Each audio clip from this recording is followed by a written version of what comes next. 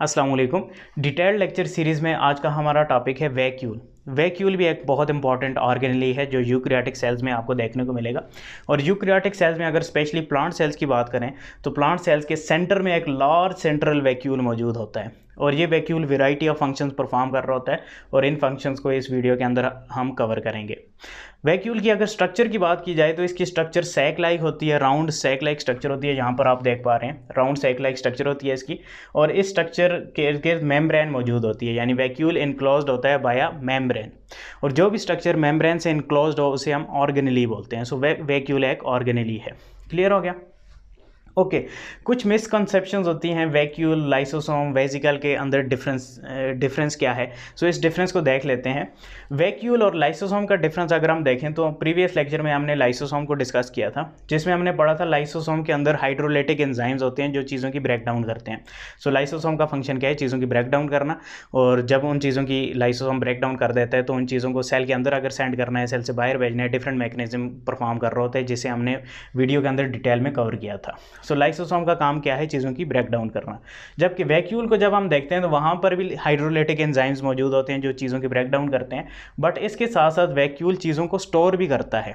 यानी vacuole long term के लिए अगर कोई फूड पार्टिकल है, वेस्ट पार्टिकल है, उसे स्टोर किए रखना है तो वैक्यूल ये फंक्शन भी परफॉर्म करता है। सो वैक्यूल और लाइसोसोम का डिफरेंस आपको समझ आ गया। ओके वैक्यूल और वेसिकल का डिफरेंस अगर हम समझें तो वेसिकल का साइज़ जो है वो स्मॉल होता है एज़ कम्पेयर टू वैक्यूल। यानी वैक्यूल आपको लार्ज साइज़ में मिलेगा, वेसिकल स्मॉल साइज़ में होगा। और वेसिकल की एग्जांपल हम कह सकते हैं कि लाइसोसोम क्या है? एक टाइप का वेसिकल है, ठीक है। और वैक्यूल क्या होता है? साइज़ में लार्ज होता है। सो सिंपल सा कंसेप्ट आप समझ लें कि लाइसोसोम स्मॉल क्यों होगा? क्योंकि वो सिर्फ चीज़ों की ब्रेक डाउन करेगा। वैक्यूल लार्ज क्यों है? क्योंकि उसके अंदर स्टोरेज भी हो रही है ब्रेक डाउन के अलावा। क्लियर हो गया? ओके वैक्यूल्स डिफरेंट टाइप्स के हो सकते हैं डिफरेंट सेल्स के अंदर। सो डिफरेंट टाइप के जो वैक्यूल्स हैं उनको थोड़ा बहुत देख लेते हैं और फिर स्पेशली जो प्लांट का सेंट्रल वैक्यूल है उसे स्टडी करेंगे और उससे रिलेटेड फंक्शंस को देखेंगे। ओके वैक्यूल में अगर हम स्टडी करें तो सबसे पहले मैं आपको वैक्यूल की एक टाइप के बारे में बताता हूँ जिसे लेटिक वैक्यूल कहा जाता है। लेटिक लाइसेस से निकला है यानी ब्रेक डाउन। सो लेटिक वैक्यूल क्या होगा? चीज़ों की ब्रेक डाउन कर रहा होगा। और अगर आपको याद हो तो लाइसोसोम का फंक्शन क्या होता है? चीज़ों की ब्रेक डाउन करना। सो लेटिक वैक्यूल का फंक्शन क्या है? लाइसोसोम जैसा फंक्शन है और ये वैक्यूल प्लांट्स के अंदर पाया जाता है। सो हम ये कहते हैं कि प्लांट्स के अंदर लाइसोसोम एब्सेंट होता है, बट बेसिकली एब्सेंट नहीं होता, उसको नाम डिफरेंट दिया जाता है, उसको नाम लेटिक वैक्यूल का दिया जाता है। क्लियर हो गया? सो लाइसोसोम टाइप एक ऑर्गेनेली मौजूद होता है प्लांट्स की बॉडी के अंदर जिसे लेटिक वैक्यूल कहा जाता है। और स्पेशली ये जो न्यूली डिवाइडेड सेल्स होते हैं ना प्लांट्स के, उनके अंदर ये मौजूद होता है, क्योंकि जो मैच्योर प्लांट सेल हो जाते हैं वहाँ पर फिर लार्ज सेंट्रल वैक्यूल हो जाता है, फिर लेटिक फंक्शन भी लार्ज सेंट्रल वैक्यूल कर रहा होता है। बट जो डिवाइडिंग सेल्स होते हैं वहाँ पर एक सेपरेट वैक्यूल लाइसोसोम टाइप का वैक्यूल होता है जो चीज़ों की ब्रेक डाउन कर रहा होता है। इसके अलावा प्रोटीन स्टोरेज वैक्यूल्स होते हैं और प्रोटीन स्टोरेज वैक्यूल्स भी आपको प्लांट्स के अंदर देखने को मिलेंगे। स्पेशली प्लांट्स के जो सीड्स हैं वहाँ पर ये प्रोटीन स्टोरेज वैक्यूल्स होते हैं और इनका फंक्शन क्या होता है कि ये प्रोटीन को स्टोर करते हैं और सीड को जब जर्मिनेट होना होता है तो ये प्रोटीन हेल्प करती है जर्मिनेशन में। ठीक है। सो प्लांट के सीड्स के अंदर एक टाइप का वैक्यूल हमें देखने को मिलता है जिसे प्लांट स्टोरेज वैक्यूल कहा जाता है। इसके अलावा वैक्यूल की एक और टाइप है जिसे फूड वैक्यूल कहा जाता है और ये vacuole most of the time आपको एनिमल्स में देखने को मिलेगा। और एनिमल्स के अंदर ये वैक्यूल कैसे बनता है? ये वैक्यूल बनता है by the combination of lysosome plus phagosome. So previous lecture में हमने स्टडी किया था लाइसोसोम को, जिसमें हमने ये देखा था कि लाइसोसोम जब तैयार होता है उसे हम प्राइमरी लाइसोसोम बोलते हैं और उसके अंदर प्रोटीन्स होती हैं चीज़ों को डिग्रेड करने वाली। ठीक है। सो ये लाइसोसोम आ गया। अब बाहर से कोई पार्टिकल्स वगैरह एंटर हुए बाय इनक्लोज्ड वेसिकल, ठीक है, जैसे कि फेगोसोम बना, यानी फेगोसाइटोसिस का प्रोसेस हुआ, एक एंडोसोम आया जिसके अंदर फेगोसाइटिक मटेरियल है जिसे फेगोसोम कहा जाता है। सो फेगोसोम जब लाइसोसोम के साथ ज्वाइन होगा तो वो एक ऑटोमेटिकली एक लार्ज वेसिकल बन जाएगा और लार्ज वेसिकल को हम क्या बोलते हैं? वेसिकल अगर स्मॉल हो तो वो लाइसोसोम है लेट्स से, और वेसिकल जब बड़ा हो जाए तो उसे हम वैक्यूल बोलते हैं। सो फूड वैक्यूल क्या है कि लाइसोसोम में जब फेगोसोम आकर अटैच हो गया, एक ज्वाइनिंग हो गई, तो अब एक फूड वैक्यूल बन चुका है। सो बेसिकली हुआ क्या कि लाइसोसोम ने उन पार्टिकल्स को ब्रेक डाउन किया और उन पार्टिकल्स में क्या था? फूड था सेल के लिए। सो वो फूड थोड़ी देर के लिए स्टोर हुआ होता है। सो ये फूड वैक्यूल्स एनिमल सेल्स के अंदर आपको देखने को मिलेंगे। सो बेसिकली जो सेकेंडरी लाइसोसोम होता है उसे ही फूड वैक्यूल कहा जाता है। क्लियर हो गया? ओके एक और टाइप का वैक्यूल मौजूद होता है जो मोस्ट ऑफ द टाइम आपको प्रोटिस्ट के अंदर देखने को मिलेगा, यानी यूनिसेलुलर जो एनिमल्स हैं, एनिमल लाइक ऑर्गेनिजम्स हैं, उनके अंदर देखने को मिलेगा, जैसे कि एमीबा हो गया, पैरामीशियम हो गया। ये जो छोटे छोटे ऑर्गेनिजम्स हैं, ये क्या करते हैं, ये फ्रेश वाटर के अंदर मौजूद होते हैं। और फ्रेश वाटर के अंदर जब कोई एनिमल मौजूद होगा, कोई ऑर्गेनिज्म मौजूद होगा, आपको पता है क्या होगा, बाहर से फ्रेश वाटर बॉडी के अंदर एंट्री की कोशिश करेगा, क्योंकि अंदर सोल्यूट की कंसंट्रेशन ज़्यादा है, बाहर कम है, तो वाटर रश इन करेगा into the body of these organism. ठीक है, अब इन ऑर्गेनिजम्स के अंदर क्या होता है, ये कॉन्ट्रैक्टाइल वैक्यूल होता है जो कॉन्ट्रैक्ट करने की सलाहियत रखता है। तो ये कॉन्ट्रैक्टाइल वैक्यूल क्या करता है, एक्स्ट्रा वाटर को बॉडी से बाहर भेजता है। कैसे भेजता है, आइए थोड़ा सा इस मैकेनिज्म को समझ लेते हैं। ये एक कॉन्ट्रैक्टाइल वैक्यूल है जिसका एक सेंटर पार्ट होता है जो ग्लोब्यूलर सा लार्ज सा पार्ट होता है, और इसके इर्द गिर्द कुछ नालियाँ सी होती हैं जिन्हें कैनाल्स कहा जाता है। स्टार लाइक अपीयरेंस दे रहा है ना ये कॉन्ट्रैक्टाइल वैक्यूल। सो इसकी जो बाजू हैं, आर्म्स हैं, इन्हें कैनाल्स कहा जाता है। इन कैनाल्स के ज़रिए क्या होता है, जो साइटोप्लाज्म के अंदर वाटर है वो रश करता है इन कैनाल्स के अंदर। ठीक है, वाटर रश करते हैं इन कैनाल्स के अंदर, और ये वाटर फिर चला जाता है इनटू द सेंट्रल बॉडी। ठीक है, कॉन्ट्रैक्टाइल वैक्यूल की सेंट्रल बॉडी में चला जाता है। अच्छा, सेंट्रल बॉडी में एक पोर होता है, एक हॉल होता है जिसे डिस्चार्ज कैनाल कहा जाता है, और ये हॉल कनेक्ट हुआ होता है प्लाज्मा मेम्ब्रेन या सेल मेम्ब्रेन के साथ, यानी ये आउटसाइड के साथ कनेक्ट हुआ है ये पोर, ये होल। ठीक है, जिसे डिस्चार्ज कैनाल कहा जाता है। सो हुआ क्या कि वाटर एंटर हुआ इनटू द कॉन्ट्रैक्टाइल वैक्यूल, और कॉन्ट्रैक्टाइल वैक्यूल के अंदर एक सुराख है, एक कैनाल है जो कि बाहर सेल से बाहर अटैच हुई हुई है या प्लाज्मा मेम्ब्रेन के साथ अटैच हुई हुई है। अब इन कॉन्ट्रैक्टाइल वैक्यूल्स के अंदर माइक्रोट्यूब्यूल्स होती हैं और ये कॉन्ट्रैक्ट करने की सलाहियत रखते हैं ये वैक्यूल। ठीक है, ये कॉन्ट्रैक्टाइल वैक्यूल क्या करेगा, कॉन्ट्रैक्ट होगा, यानी इसकी शेप ऐसी हो जाएगी और इसके अंदर जितना भी पानी था वो सेल से बाहर चला जाएगा। ठीक है, और इसकी शेप ऐसी हो जाएगी। सो इसका बेनिफिट क्या होगा कि सेल में जो एक्स्ट्रा वाटर था वो सेल से बाहर चला जाएगा, और इस प्रोसेस को हम होम्योस्टेसिस ऑफ वाटर भी कह सकते हैं या ऑस्मो रेगुलेशन भी कह सकते हैं। यानी इस तरीके से जो एमीबा और पैरामीशियम, ये दो ऑर्गेनिजम्स हैं, और भी डिफरेंट टाइप के ऑर्गेनिजम्स के अंदर ये वैक्यूल मौजूद होता है। इस तरीके से ये ऑर्गेनिजम्स क्या करते हैं, अपने वाटर और सॉल्ट के बैलेंस को मेंटेन रखते हैं। ठीक है, यानी जो एक्स्ट्रा वाटर है उसे बॉडी से बाहर भेजते रहते हैं, और बॉडी से बाहर जो फ्रेश वाटर है वो बॉडी के अंदर इंटर होता रहता है। सो ये वैक्यूल बहुत इंपॉर्टेंट फंक्शन परफॉर्म कर रहे हैं उनकी सर्वाइवल के लिए। क्लियर हो गया। फिर इसके अलावा एक और टाइप का वैक्यूल है जो कि बहुत इंपॉर्टेंट है, जैसे लार्ज सेंट्रल वैक्यूल कहा जाता है। ये प्लांट का लार्ज सेंट्रल वैक्यूल है, इसे डिटेल से थोड़ी देर में देखते हैं। और एक और टाइप का वैक्यूल मौजूद होता है कुछ बैक्टीरिया के अंदर। वैसे तो हमने स्टडी किया कि वैक्यूल्स आपको यूकैरियोटिक सेल्स के अंदर ही देखने को मिलेंगे, बट कुछ एक्सेप्शंस हैं, कुछ टाइप के ऐसे बैक्टीरिया होते हैं जहाँ पर वैक्यूल होता है बट वो गैस वैक्यूल होता है, यानी उसके अंदर गैस स्टोर होती है। और इसकी एग्जांपल में सल्फ़र बैक्टीरिया आ जाते हैं जो कि हाइड्रोजन सल्फाइड को वैक्यूल में स्टोर किए रखते हैं, जो बॉयंसी में हेल्प करता है, और डिफरेंट फंक्शंस होते हैं। ठीक है, सो कुछ एक्सेप्शन की भी बात हमने कर ली। सो ये डिफरेंट टाइप के वैक्यूल्स हमने स्टडी कर लिए। थोड़ा सा रिवाइज कर लेते हैं ताकि कॉन्सेप्ट पक्का हो जाए कि वैक्यूल्स बहुत टाइप के हो सकते हैं, जैसे लिटिक वैक्यूल जो चीज़ों की ब्रेकडाउन करता है, और सेम सिर्फ इसका फंक्शन लाइसोसोम की तरह ही है, और ये जो न्यूली ग्रोइंग प्लांट सेल्स होते हैं उनके अंदर मौजूद होता है। फिर ये बहुत सारे लिटिक वैक्यूल्स मिलकर प्लांट सेल जब मैच्योर हो जाता है तो वहाँ पर लार्ज सेंट्रल वैक्यूल बन जाते हैं। ठीक है, ये एक ब्यूटीफुल कंसेप्ट है। फिर हमने कहा कि एक और टाइप का वैक्यूल प्लांट स्टोरेज वैक्यूल है, जो कि प्रोटीन स्टोरेज वैक्यूल, जो प्रोटीन स्टोर करता है। सीड्स के अंदर देखने को ये ज़्यादा मिलेगा। फूड वैक्यूल जो एनिमल सेल्स के अंदर होता है, जिसके अंदर थोड़ी देर के लिए फूड जो है वो स्टोर होता है। और कॉन्ट्रैक्टाइल वैक्यूल ये आपको यूनिसेलुलर ऑर्गेनिजम्स में देखने को मिलेगा, और ये वाटर का बैलेंस मेंटेन रखता है, या ऑस्मो रेगुलेशन का फंक्शन परफॉर्म करता है, वाटर को बॉडी से बाहर भेजने का फंक्शन परफॉर्म करता है। फिर लास्ट सेंट्रल वैक्यूल जैसे डिटेल से अभी हम देखेंगे, और गैस वैक्यूल जो कुछ बैक्टीरिया में मौजूद होता है। ओके, सो वैक्यूल की स्ट्रक्चर को ज़रा थोड़ा सा और डिटेल में देख लेते हैं। यहाँ पर ये एक प्लांट सेल है और ये एक लार्ज सेंट्रल वैक्यूल है, और अगर आप देखें तो इसने बहुत ज़्यादा वॉल्यूम ऑक्यूपाई किया हुआ है सेल का। ठीक है, सो ये वैक्यूल जो है ये हम कह सकते हैं तकरीबन 30 to 90% सेल का वॉल्यूम ऑक्यूपाई कर सकता है। ठीक है, ये बहुत ब्यूटीफुल कंसेप्ट हम समझने जा रहे हैं। 30 to 90% वॉल्यूम। अब 90% वॉल्यूम के लिए ज़रूरी है कि इस वैक्यूल की जो मेम्ब्रेन है वो बहुत ज़्यादा फ्लेक्सिबल हो, फ्लूइड हो।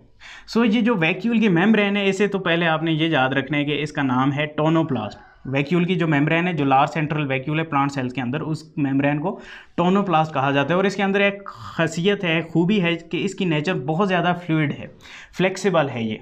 और इसकी नेचर फ्लूइड कैसे है कि इसके अंदर ज़्यादा फास्फोलिपिड्स मौजूद हैं। सिंपल कंसेप्ट यहाँ पर आपने ये लेना है कि टोनोप्लास्ट के अंदर ज़्यादा फास्फोलिपिड्स मौजूद हैं, जिसकी वजह से ये ज़्यादा फ्लूइड है। और ज़्यादा फ्लूइड होने का फंक्शन, फ़ायदा क्या हो रहा है सेल को, कि ज़्यादा फ्लूइड होने का फ़ायदा ये है कि सम टाइम वैक्यूल के अंदर वाटर इतना ज़्यादा इंटर हो जाता है कि ये वैक्यूल 90% वॉल्यूम ऑक्यूपाई कर लेता है सेल का।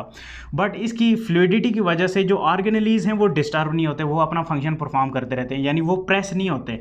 क्यों? ये लेट्स से ये न्यूक्लियस है, ये क्या करता है, इस वैक्यूल की वाल को पुश कर देते हैं और अपनी स्पेस बना लेते हैं, क्योंकि ये वाल जो है ये फ्लूइड है, ये फ्लेक्सिबल है। सो ये फ्लेक्सिबिलिटी बहुत इंपॉर्टेंट है इस वैक्यूल को अपनी जगह बनाने के लिए और बाकी ऑर्गेनेलीज जो हैं उन्हें जगह प्रोवाइड करने के लिए। होपफुली आप ये कॉन्सेप्ट समझे होंगे, ये ब्यूटीफुल कॉन्सेप्ट है। ओके, इसके अलावा वैक्यूल के अंदर हमने स्टडी किया कि हाइड्रोलिटिक एंजाइम्स मौजूद होते हैं जो चीज़ों की ब्रेक डाउन करते हैं, यानी एंजाइम्स मौजूद होते हैं जो चीज़ों की ब्रेक डाउन करते हैं। और आप जानते हैं कि हाइड्रोलिटिक एंजाइम्स क्या करते हैं, लो पीएच में, यानी हाई एसिडिक एनवायरनमेंट के अंदर बेस्ट फंक्शन परफॉर्म करते हैं। सो जनरली जो वैक्यूल के अंदर एसिडिटी है उसमें पीएच जो है वो तकरीबन 5.5 होती है। पीएच कितनी होती है? 5.5, जो कि एसिडिक होगी, हम कह सकते हैं यहाँ पर एसिडिक पीएच है। ठीक है, अब ये जो एसिडिक पीएच है ये वैक्यूल के अंदर मेंटेन कौन कर रहा होता है? ये वैक्यूल की जो टोनोप्लास्ट, यानी ये टोनोप्लास्ट वाल आ गई, वैक्यूल की मेम्ब्रेन आ गई, इसके अंदर कुछ पंप्स, कुछ प्रोटीन्स मौजूद होती हैं जिन्हें प्रोटॉन पंप्स कहा जाता है, जो कि बेसिकली टाइप ऑफ एटीपेजेज होते हैं जो एटीपी को यूज़ करते हैं। ये प्रोटॉन पंप्स क्या करते हैं? एटीपी को यूज़ करते हैं और हाइड्रोजन आयन को सेंड करते हैं inside the vacuole. So ATP जब यूटिलाइज होगा तो एडीपी प्लस इनऑर्गेनिक फॉस्फेट बनेगा, और साथ में ये जो हाइड्रोजन आयन साइटोप्लाज्म में मौजूद थे, इन आयंस को ये प्रोटॉन पंप क्या करेगा? सेंड करेगा इनसाइड द वैक्यूल। क्लियर हो रहा है? अब जब वैक्यूल के अंदर हाइड्रोजन आयन की कंसंट्रेशन ज़्यादा होगी तो एसिडिटी ऑटोमेटिकली इंक्रीज़ हो जाएगी और पीएच कम हो जाएगी। ठीक है, ये कॉन्सेप्ट हमने समझ लिया। फिर इसके अलावा अब हम देखते हैं कि वैक्यूल के अंदर कौन कौन सी स्ट्रक्चर्स मौजूद होती हैं, कौन कौन से कंपोनेंट्स मौजूद होते हैं। सबसे पहले तो आपने समझना है कि वैक्यूल के अंदर सबसे ज़्यादा मिकदार में वाटर मौजूद है, क्योंकि वाटर से ही रिलेटेड इस वैक्यूल का बहुत इंपॉर्टेंट फंक्शन है जो अभी हम थोड़ी देर में कवर करेंगे। क्लियर है? सो वाटर तो हमने स्टडी कर लिया कि वैक्यूल के अंदर वाटर मौजूद है बहुत ज़्यादा मिकदार में। इसके अलावा वैक्यूल के अंदर सेकेंडरी मेटाबोलाइट्स होते हैं। सेकेंडरी मेटाबोलाइट्स का मतलब ये है कि ये ऐसे केमिकल्स होते हैं जो एनर्जी प्रोडक्शन में तो हेल्पफुल नहीं होते, लेकिन ये सर्वाइवल में हेल्प करते हैं प्लांट को। प्लांट के सर्वाइवल के लिए प्लांट को ज़रूर हेल्प करते हैं, इसलिए इन्हें सेकेंडरी मेटाबोलाइट कहा जाता है। यानी प्राइमरी मेटाबोलाइट्स वो होते हैं जो सर्वाइवल के लिए बहुत ज़्यादा ज़रूरी हैं, एनर्जी प्रोडक्शन के लिए ज़रूरी हैं। सो ये मालिक्यूल्स एनर्जी प्रोडक्शन के लिए ज़रूरी तो नहीं है, लेकिन सर्वाइवल में हेल्प करते हैं। जैसा कि पिगमेंट्स मौजूद होते हैं, टैनिन्स मौजूद होते हैं। पिगमेंट्स क्या करते हैं? कलर प्रोवाइड करते हैं फ्लावर को, फ्रूट को, जिसकी वजह से पॉलिनेशन हो रही होती है और डिस्पर्सल ऑफ सीड हो रहा होता है। सो आप देख पा रहे हैं कि स्पीशी के सर्वाइवल में ये पिगमेंट्स हेल्प कर रहे हैं। इसी तरीके से टैनिन्स क्या करते हैं? ये ऐसे केमिकल्स होते हैं जो हर्बीवोर्स, यानी घास फूस खाने वाले जो एनिमल्स हैं उन्हें दूर भगाते हैं, यानी इनके टैनिन्स के अंदर स्मेल होती है, जहरीले टाइप के जो होते हैं, ताकि एनिमल्स ईट ना कर सकें इनके पत्तों को, और इस वजह से ये सर्वाइव कर पाते हैं। सो इसके अलावा वैक्यूल के अंदर आपको वेस्ट मटेरियल्स देखने को मिलेंगे, यानी कुछ मटेरियल्स ऐसे होते हैं जो साइटोप्लाज्म में बनते हैं लेकिन वो सेल के लिए नुकसानदेह हैं और सेल के साइटोप्लाज्म को डिस्टर्ब करते हैं। सो वैक्यूल क्या करते हैं? उन वेस्ट प्रोडक्ट्स को अपने अंदर स्टोर कर लेते हैं और साइटोप्लाज्म को उस वेस्ट प्रोडक्ट से फ्री कर देते हैं ताकि साइटोप्लाज्म अपना फंक्शन क्लियरली परफॉर्म कर सके। क्लियर हो गया? एंजाइम्स मौजूद होते हैं जो चीज़ों की ब्रेक डाउन करते हैं, जैसे कि अगर किसी प्रोटीन की ब्रेक डाउन करनी है, लिपिड, कार्बोहाइड्रेट की ब्रेक डाउन करनी है, बैक्टीरिया की ब्रेक डाउन करनी है, तो ये एंजाइम्स यहाँ पर वैक्यूल के अंदर मौजूद होते हैं। और कुछ stored proteins, lipids, carbohydrate, salt, ions और मिनरल्स, डिफरेंट टाइप के मॉलिक्यूल्स यहाँ पर स्टोर हो सकते हैं। ठीक है, अब हम ये देख लेते हैं कि ये जो लार्ज सेंट्रल वैक्यूल है ये कैसे बनता है। ठीक है, सो अगर आपको लाइसोसोम के बनने का प्रोसेस पता है, जिसमें हमें पता है कि लाइसोसोम कैसे बनता है, एंडोप्लाज्मिक रेटिकुलम से फिर गोल्जी कम्प्लेक्स में लाइसोसोम की प्रोटीन्स जाती हैं, गोल्जी कम्प्लेक्स उन प्रोटीन्स को मॉडिफाई करके एक वेजिकल की फॉर्म में बाहर निकालती हैं और वो वेजिकल ऐसा लाइसोसोम फंक्शन परफॉर्म करता है और यानी चीज़ों की ब्रेक डाउन कर सकता है। क्लियर हो गया? लाइसोसोम ऐसे बनता है। सो वैक्यूल भी सेम इसी तरीके से बनता है, यानी एंडोप्लाज्मिक रेटिकुलम के अंदर प्रोटीन बनी, एंडोप्लाज्मिक रेटिकुलम ने वो वेजिकल बाहर निकाला, इस वेजिकल के अंदर प्रोटीन है स्पेशल टाइप की, ये वेजिकल गोल्जी कम्प्लेक्स की तरफ गया, गोल्जी कम्प्लेक्स ने इस वेजिकल को मजीद मॉडिफाई किया, एक लाइसोसोम टाइप वेजिकल बन के निकल चुका है। अब ये वेजिकल अब छोटा है, ठीक है, लेकिन होगा क्या, ऐसे और भी बहुत सारे वेजिकल्स बनते जाएंगे। सो ये वेजिकल्स बन के जब आपस में जुड़ते जाएंगे तो एक वैक्यूल लार्ज वेजिकल बनेगा। सो लार्ज वेजिकल को हम क्या बोलते हैं, वैक्यूल बोलते हैं। सो ये वैक्यूल बनता जाता है। सो इस तरीके से बहुत सारे छोटे छोटे वैक्यूल्स मिलकर एक लार्ज सेंट्रल वैक्यूल बन जाता है। क्लियर है, इस तरीके से वैक्यूल की सिंथेसिस होती है प्लांट सेल्स के अंदर। ओके, अब हम स्टडी करते हैं फंक्शंस ऑफ वैक्यूल, जो बहुत इंपॉर्टेंट है। सो फंक्शन ऑफ वैक्यूल में सबसे इंपॉर्टेंट फंक्शन तो हम स्टडी करेंगे ऑस्मो रेगुलेशन का, यानी वाटर और साल्ट बैलेंस को मेंटेन करने का काम किसका है, वैक्यूल का है, जो प्लांट सेल के अंदर लार्ज सेंट्रल वैक्यूल होता है। क्योंकि हम जानते हैं कि इसके अंदर सेल सैप की फॉर्म में वाटर मौजूद है। सो जब वाटर मौजूद होगा तो डेफिनेटली जो ऑस्मो रेगुलेशन का फंक्शन है वो कंट्रोल हो रहा होगा। लेट्स से यहाँ साइटोप्लाज्म में वाटर की कमी हो चुकी है, तो वैक्यूल से वाटर साइटोप्लाज्म के अंदर आएगा, ठीक है, उस कमी को पूरी करेगा। इसी तरीके से साल्ट और आयंस वगैरह की जो कमी है वो भी इसी तरीके से पूरी हो रही होगी। सो जब वाटर और साल्ट की कंसंट्रेशन मेंटेन की होम्योस्टेसिस हो रही हो तो उसे हम ऑस्मो रेगुलेशन बोलते हैं। सो वैक्यूल क्या कर रहा है, ऑस्मो रेगुलेशन का फंक्शन परफॉर्म कर रहा है। क्लियर हो गया? ओके, इसके अलावा ये जो वाटर है ऑस्मो रेगुलेशन के अलावा एक और फंक्शन परफॉर्म करता है जिसे हम बोलते हैं हाइड्रोस्टैटिक प्रेशर और टर्गर प्रेशर। यानी ये वैक्यूल सेल का टर्गर प्रेशर मेंटेन रखता है, हाइड्रोस्टैटिक प्रेशर मेंटेन रखता है। और इसका बेनिफिट क्या होता है कि इसका बेनिफिट ये होता है कि जो प्लांट्स के ग्रीन पार्ट्स होते हैं, जैसे लीव्स हो गए, ग्रीन स्टेम्स हो गए, और इसके अलावा फ्लावर हो गए, उन फ्लावर ग्रीन स्टेम वगैरह को ये टर्गर प्रेशर सपोर्ट प्रोवाइड करता है, स्ट्रेंथ प्रोवाइड करता है। ठीक है, एग्जांपल मैं आपको देता हूँ फुटबॉल की। अगर हम देखें तो उसमें जब हम हवा निकालेंगे फुटबॉल से तो ऊपर वाली उसकी जो वाल है वो थोड़ी सी पिचक सी जाएगी, ठीक है, और उस फुटबॉल में दम नहीं होगा। सो अगर हम हवा भर दें तो क्या होगा, फुटबॉल के अंदर दम आ जाएगा और उसकी वाल सख्त हो जाएगी। सो सेम कंसेप्ट आपने लेना है कि वैक्यूल के अंदर जब पानी ज़्यादा होगा सो टर्गर प्रेशर बेल्ट होगा, जैसे हाइड्रोस्टैटिक प्रेशर बोलते हैं। इसकी वजह से वाल पर प्रेशर पड़ेगा और ये जो सेल है ये इरेक्टाइल हो जाएगा, सख्त हो जाएगा। ठीक है, सख्त होने की वजह से ये सपोर्ट प्रोवाइड कर रहा होगा, यानी सेल्स जो हैं प्लांट के वो इरेक्ट होंगे और प्लांट स्टैंड अप हुआ होगा।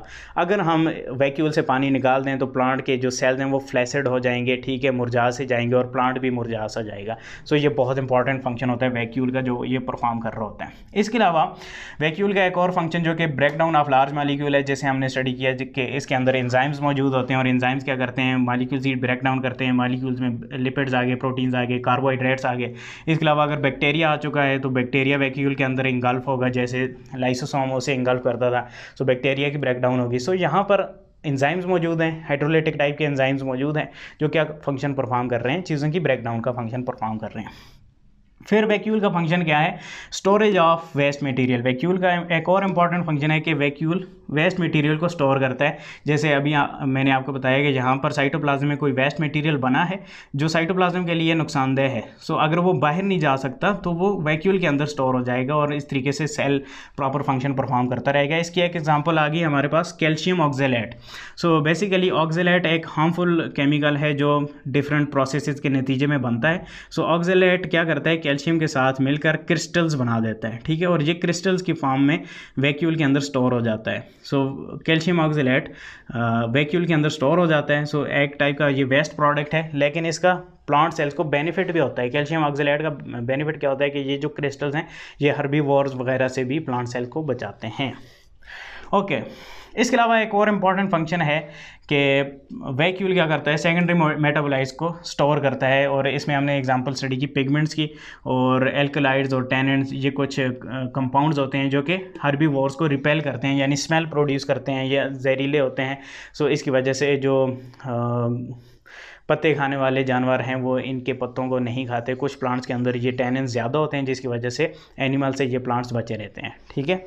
और पिगमेंट्स की अगर हम बात करें तो एग्जांपल हमारे पास एंथोसायानिन पिगमेंट है जो वैक्यूल के अंदर स्टोर होता है, और ये पिगमेंट क्या करता है, रेड, पिंक या ब्लू कलर प्रोवाइड करता है। मोस्ट ऑफ द टाइम ये पेटल्स को, यानी फूल की पत्तियों को कलर प्रोवाइड कर रहा होता है, और सम टाइम फ्रूट्स को भी कलर प्रोवाइड करता है, सब्जियों वेजिटेबल्स को कलर प्रोवाइड करता है। इसका बेनिफिट क्या होता है कि सब्जियों को जब फ्रूट को कलर प्रोवाइड होगा तो फ्रूट की तरफ जो एनिमल्स हैं वो ज़्यादा आएंगे, फ्रूट को एनिमल ईट करेंगे, उनके सीड्स एनिमल्स की बॉडी से निकल कर बाहर जाएंगे, एनिमल जब पूप करेंगे फीसेस के ज़रिए वो सीड्स बाहर निकलेंगे और सीड से नया पौधा निकलेगा। सो ये एक नंबरिंग इंक्रीज़ करने का बेहतरीन फिनोमेना होता है। और इसी तरीके से अगर फ्लावर के अंदर कलर आएगा तो पॉलिनेशन ज़्यादा होगी और सीड ज़्यादा बनेगा। क्लियर हो गया, फ्रूट ज़्यादा बनेगा।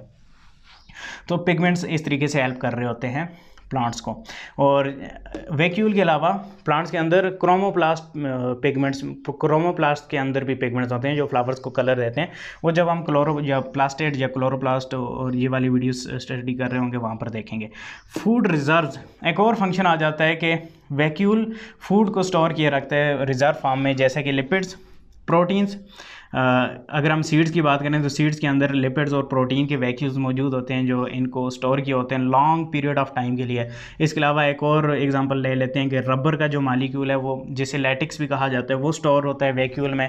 और इस रबर के मालिक्यूल का फ़ायदा क्या होता है सेल को, ठीक है, इसका फ़ायदा ये होता है कि रबर का जो मालिक्यूल है ये कुछ प्लांट्स के अंदर मौजूद होता है और ये एंटीबैक्टीरियल प्रॉपर्टी, पहला फंक्शन आपने ये याद रखना है कि इसकी एंटीबैक्टीरियल प्रॉपर्टीज़ होती हैं। दूसरा फंक्शन इसका ये आता है कि ये वाउंड हीलिंग में हेल्प करता है प्लांट को।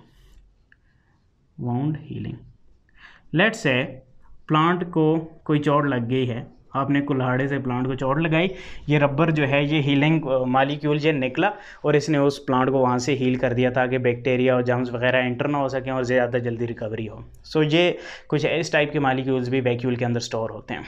ओके, सो इस पार्ट को दोबारा से रिवाइज कर लेते हैं। मैंने आपको बताया ये जो एक सेंट्रल वैक्यूल है इसकी वाल को टोनोप्लास्ट कहा जाता है, जो बहुत ज़्यादा फ्लूइड होती है और फ्लूइडिटी हेल्प करती है ऑर्गेनेली को यहाँ पर अपना बैलेंस मेंटेन रखने के लिए ताकि उनकी जो शेप है वो डिस्टर्ब ना हो। ठीक है, फिर इस टोनोप्लास्ट के अंदर प्रोटॉन पंप्स होते हैं जो हाइड्रोजन आयंस को वैक्यूल के अंदर भेजते हैं, जिसकी वजह से एसिडिक पीएच होती है इस वैक्यूल के अंदर और ये जो एंजाइम्स हैं इसके अंदर मौजूद वो अच्छे से फंक्शन परफॉर्म कर सकते हैं। इसके अलावा हमने पढ़ा कि वैक्यूल के अंदर सेल सेफ वाटर मौजूद होता है, सेकेंडरी मेटाबोलाइट्स होते हैं, वेस्ट मटेरियल्स होते हैं, स्टोर्ड प्रोटीन, कार्बोहाइड्रेट, आयंस वगैरह स्टोर्ड होते हैं। और हमने देखा कि वैक्यूल कैसे बनता है कि बहुत सारे छोटे छोटे वैक्यूल्स आपस में ज्वाइन होकर लार्ज सेंट्रल वैक्यूल बनता है। और फंक्शन की बात करें तो सबसे इंपॉर्टेंट फंक्शन तो ऑस्मो रेगुलेशन ऑफ वाटर और साल्ट का बैलेंस मेंटेन रखता है ये। फिर टर्जिडिटी मेंटेन होती है जिसकी वजह से प्लांट को सपोर्ट मिलती है, यानी ग्रीन पार्ट ऑफ प्लांट्स को सपोर्ट मिलती है, स्ट्रेंथ मिलती है। फिर हमने स्टडी किया break down of large molecules की तोड़ फोड़ करना भी वैक्यूल के अंदर होता है। फिर वेस्ट मटेरियल की स्टोरेज हो रही होती है वैक्यूल के अंदर। फिर हमने स्टडी किया सेकेंडरी मेटाबोलाइट्स हेल्प कर रहे होते हैं जैसे पिगमेंट्स और टैनिन्स वगैरह वैक्यूल और प्लांट की डिफरेंट टाइप से हेल्प कर रहे होते हैं। और फूड रिजर्व का फंक्शन भी वैक्यूल के अंदर होता है, बहुत सारे फूड पार्टिकल्स भी वैक्यूल के अंदर स्टोर्ड फॉर्म में पड़े होते हैं, जैसे कि सीड्स के अंदर प्रोटीन स्टोरेज वैक्यूल्स मौजूद होते हैं, लिपिड स्टोरेज वैक्यूल्स होते हैं और इसी तरीके से लैटेक्स वगैरह और रबर वगैरह भी वैक्यूल के अंदर स्टोर होता है जो वैरायटी ऑफ फंक्शन परफॉर्म कर रहा होता है, प्लांट को वाउंड हीलिंग कैपेसिटी दे रहा होता है। सो होपफुली आपको लेक्चर समझ में आया होगा। नेक्स्ट लेक्चर तक के लिए मुझे इजाज़त दें। शुक्रिया, अल्लाह हाफिज़।